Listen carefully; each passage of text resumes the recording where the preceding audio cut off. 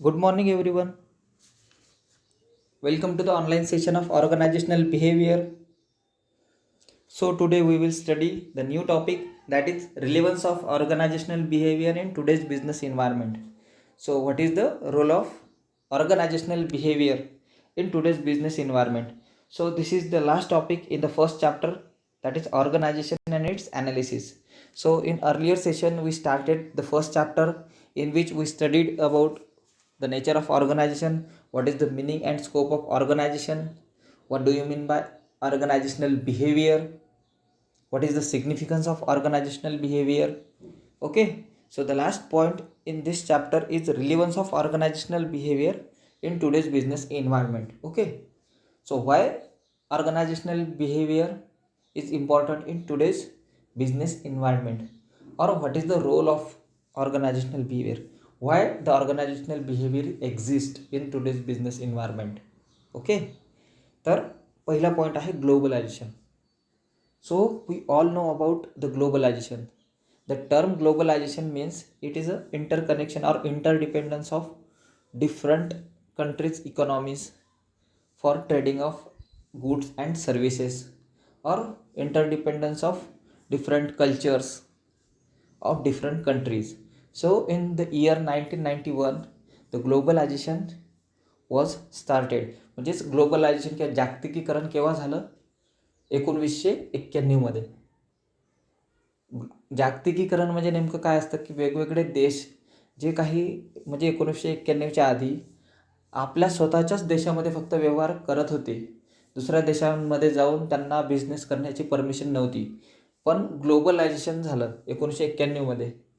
तर तेव्हा काय झालं की वेगवेगळ्या देशांच्या इकॉनॉमी एकमेकांसोबत व्यवहार करणं त्यांना सुरुवात केली, आणि त्यानंतर वेगवेगळे कल्चर्स एकत्र आले, किंवा डिफरंट ज्या काही ऑर्गनायझेशन आहे त्या दुसऱ्या देशात वर्क करतात त्या आपल्या देशात येऊन करणं सुरू झाल्या, किंवा ज्या काही टेक्नॉलॉजीज आहेत दुसऱ्या देशामध्ये त्या टेक्नॉलॉजीसुद्धा आपल्या इथपर्यंत पोहोचणं शक्य झालं. तर यालाच आपण काय म्हणतो? Globalisation. So due to globalization, organizations are no longer confined to one particular country. Okay, so organizations are not now confined to a particular country. They can expand their business up to different countries and start trading goods and services. The manager's job is changing with expansion of organization across the national borders.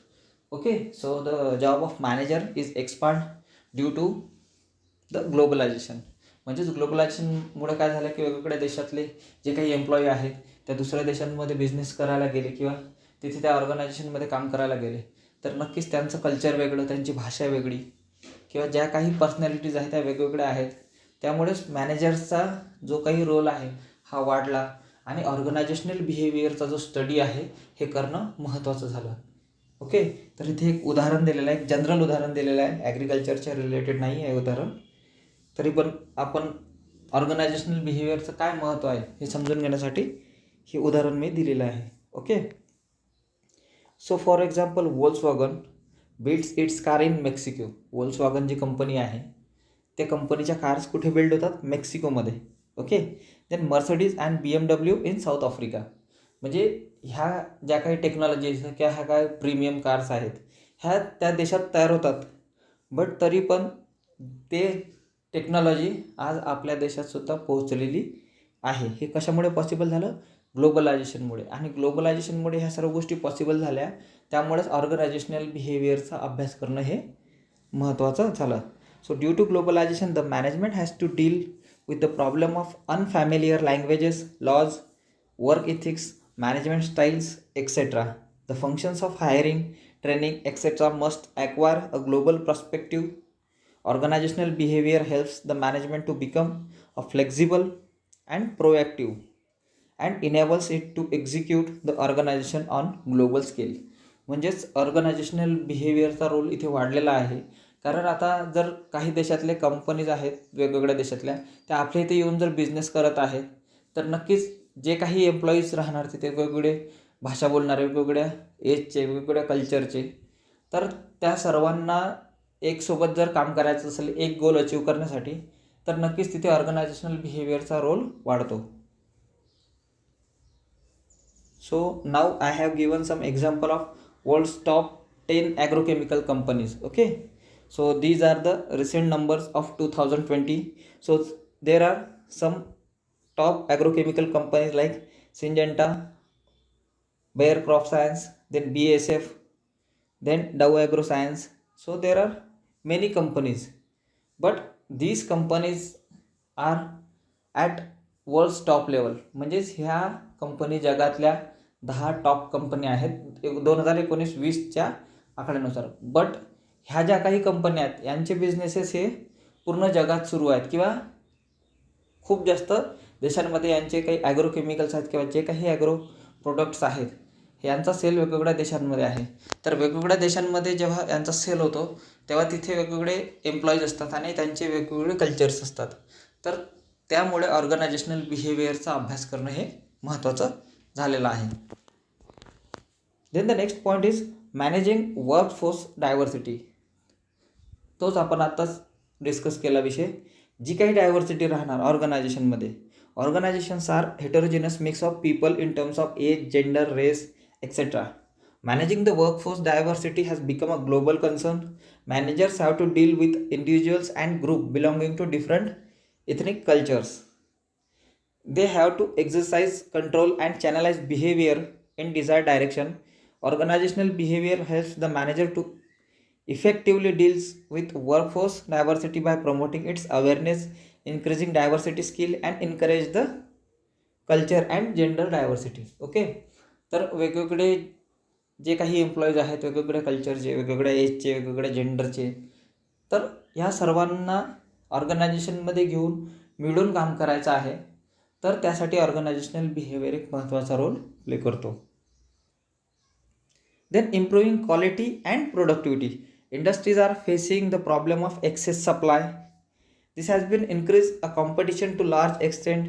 Almost every manager is confronting the same problem of improving the productivity, quality of goods and services their organization is providing. The programs such as business process reengineering and total quality management are being implemented to achieve these ends. Organizational behavior helps the manager to empower their employee as they are major force of implementing these changes. म्हणजेच आता या काळात supply जो आहे हा खूप जास्त झालेला आहे. म्हणजे प्रोडक्शनसुद्धा वाढलेलं आहे. बट जे काही प्रोडक्शन आहे ते आपल्याला क्वालिटी प्रोडक्शन लागतं. कन्झ्युमर डिमांडच्या अकॉर्डिंग जर आपल्याला प्रोडक्शन लागत असेल किंवा आपल्याला क्वालिटी मेंटेन करायची असेल तर आता 21व्या शतकामध्ये काही नवीन कन्सेप्ट आलेले आहेत. जसं की total quality management.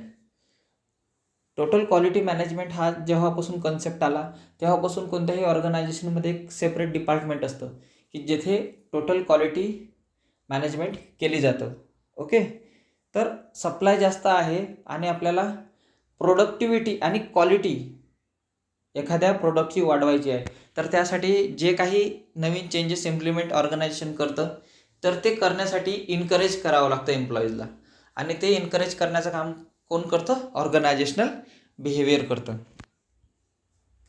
Then improving customer services. Most of the employees works in service sector. The jobs in the service sector is very demanding.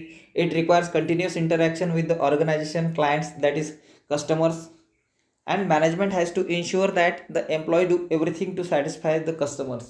Okay, तर आजच्या काळात जास्तीत जास्त एम्प्लॉई जे आहेत हे सर्व्हिस सेक्टरमध्ये काम करतात.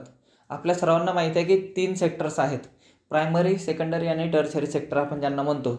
तर प्रायमरी सेक्टर जे असतं ओके ते ॲग्रिकल्चर अँड अलाइड सेक्टर असतं. त्यानंतर इंडस्ट्रीयल सेक्टर येतं आणि त्यानंतर येतं सर्व्हिस सेक्टर. आणि सर्व्हिस सेक्टरचा जो रोल आहे हा खूप महत्त्वाचा असतं. कोणत्याही देशाच्या इकॉनॉमीमध्ये सर्वात महत्त्वाचं असतं. आज जर आपण पॉप्युलेशनचा विचार केला किंवा आपल्या इकॉनॉमीचा विचार केला तर आपल्या GDPमध्ये सर्वात जास्त कॉन्ट्रीब्युशन जर कशाचं असतं तर ते कशाचं असतं? सर्व्हिस सेक्टरचं असतं. So after independence in 1947, the role of service sector started increasing. म्हणजे जेव्हा सुरुवातीला आपल्याला स्वातंत्र्य मिळाले 1947ला तेव्हा सर्व्हिस सेक्टरचा रोल काहीच नव्हता किंवा most of the population was depend upon agriculture. But जसं जसं काळ वाढत गेला किंवा काही वर्ष गेले त्यानंतर ॲग्रिकल्चरचा जो रोल आहे हा किंवा जो काही GDPमध्ये कॉन्ट्रीब्युशन होतं हे थोडं कमी होत गेलं आणि इंडस्ट्री आणि सर्व्हिस सेक्टरची जी ग्रोथ झाली त्यामुळे मोस्ट ऑफ द एम्प्लॉईज आता जर सध्याचा विचार केला तर सर्व्हिस सेक्टरमध्ये सर्वात जास्त एम्प्लॉई आहेत. The jobs in the service sector is very demanding and it requires continuous interaction with the organisation client that is customer. म्हणजे सर्व्हिस सेक्टरचं काम काय असतं की जास्तीत जास्त सर्व्हिस सेक्टरमध्ये जे काही जॉब करणारे आहेत लोक किंवा त्यांचे जे काही कस्टमर्स आहेत, सपोज एक ऑर्गनायझेशन आहे, गव्हर्नमेंट ऑर्गनायझेशन आहे आणि त्या गव्हर्नमेंट ऑर्गनायझेशनचंच काही जर कस्टमर्स असणार म्हणजे जे काही क्लायंट्स असणार आपण त्यांना क्लायंट्स म्हणून, तर त्यांच्या ज्या काही गरजा आहेत ह्या पूर्ण करणं हे त्या ऑर्गनायझेशनचा मेन उद्देश असतं.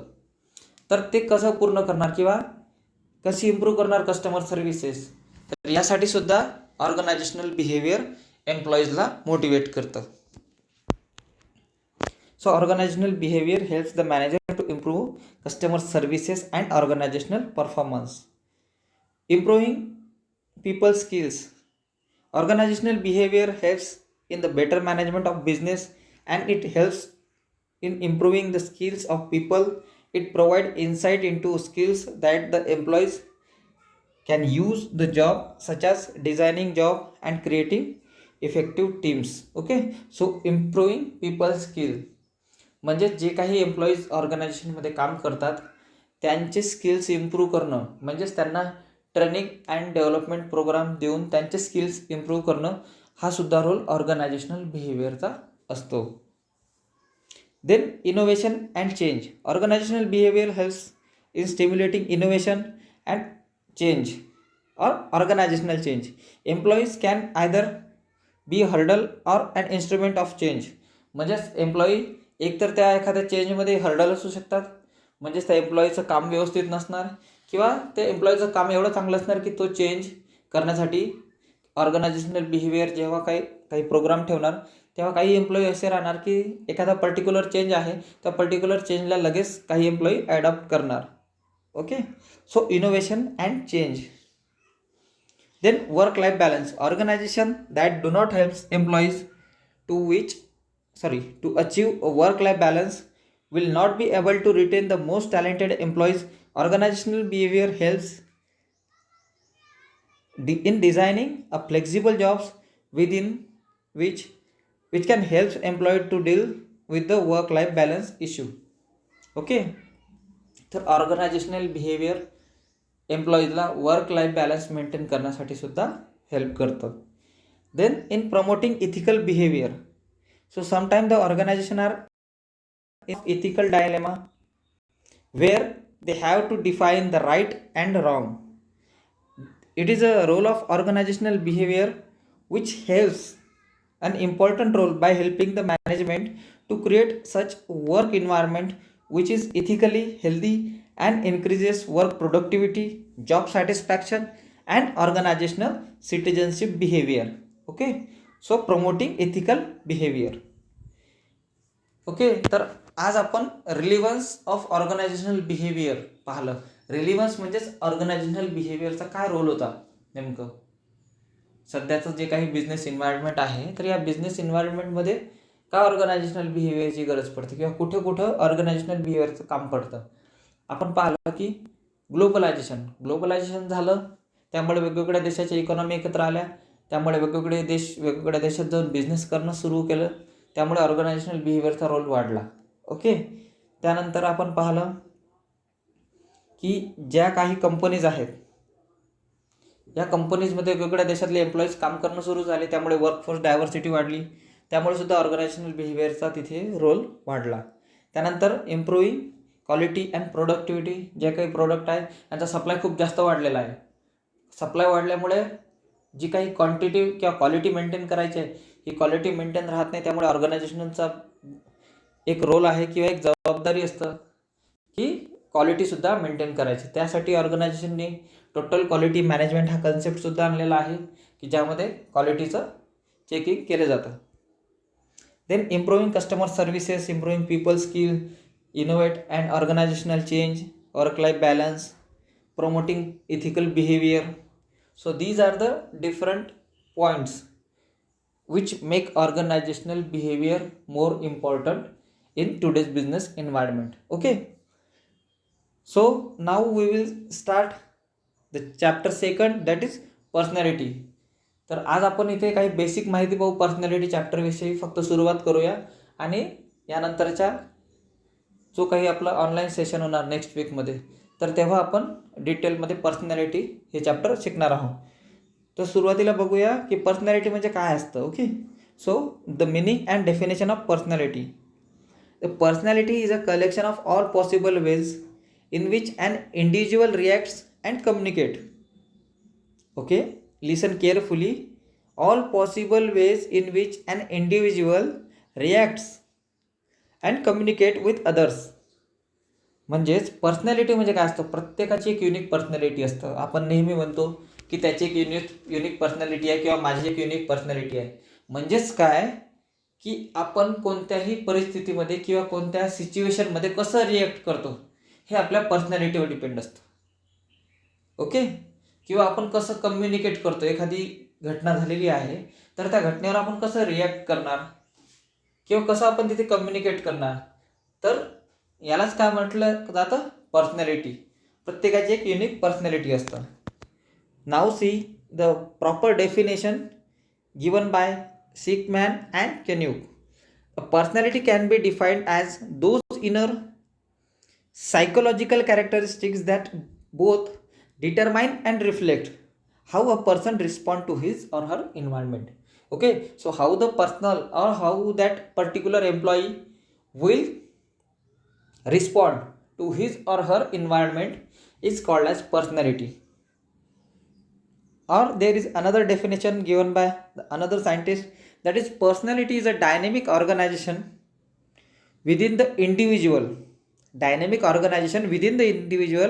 and consists of those psychophysical systems that determine his unique adjustment to his environment. म्हणजे जनरली डेफिनेशनमध्ये एकच सांगितलेलं आहे की तो कसा रिॲक्ट करणार.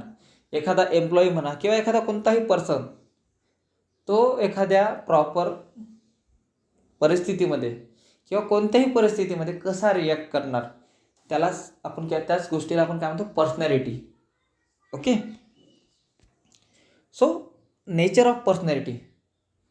House the nature of personality म्हणजे पर्सनॅलिटी कशी असतं नेमकं. Personality is unique. आपण नेहमी म्हणतो की पर्सनॅलिटी कशी असतं, युनिक असतं. प्रत्येक व्यक्ती किंवा प्रत्येक एम्प्लॉई ऑर्गनायझेशनचा कोणतीही सिच्युएशन सांभाळताना वेगवेगळ्या प्रकारे ती सिच्युएशन सांभाळत असतो किंवा वेगवेगळ्या प्रकारे त्या पर्टिक्युलर परिस्थितीला रिॲक्ट करत असतो. तर पर्सनॅलिटी कशी असतं, युनिक असतं. It reflects individual differences. Personality काय दाखवतं की वेगवेगळे जे काही लोक आहेत त्यांचे वेगवेगळे कोणते कोणते गुण आहेत किंवा ते कसे कसे वेगवेगळ्या परिस्थितीला रिॲक्ट करतात.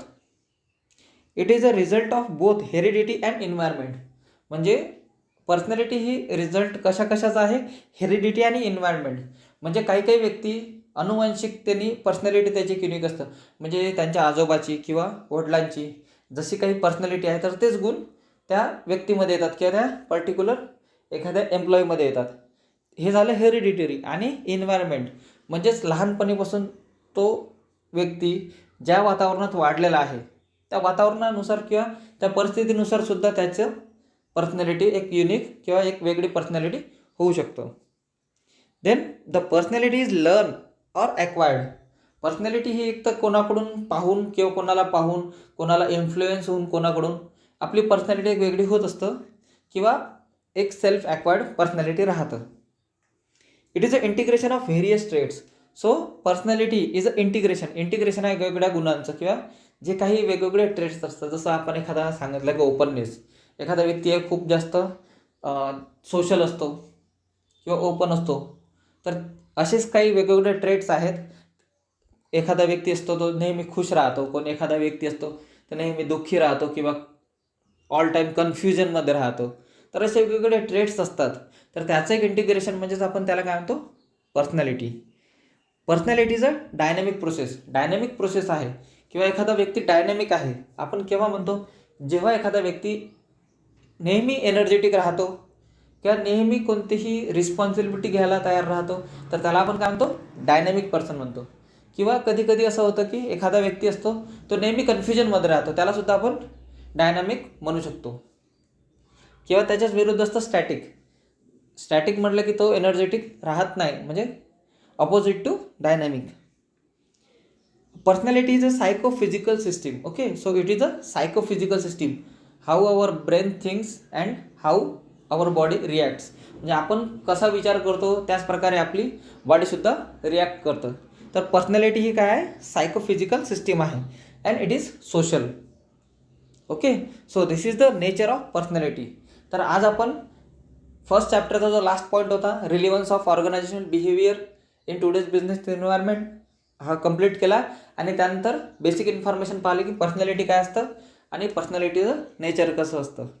ओके, तर पर्सनॅलिटी म्हणजे एक गोष्ट लक्षात घ्या की कोणताही व्यक्ती किंवा कोणताही एखादा एम्प्लॉई, आपण इथे एम्प्लॉई काय म्हणतो, कारण आपल्याला ऑर्गनायझेशनल बिहेवियर शिकायचं आहे.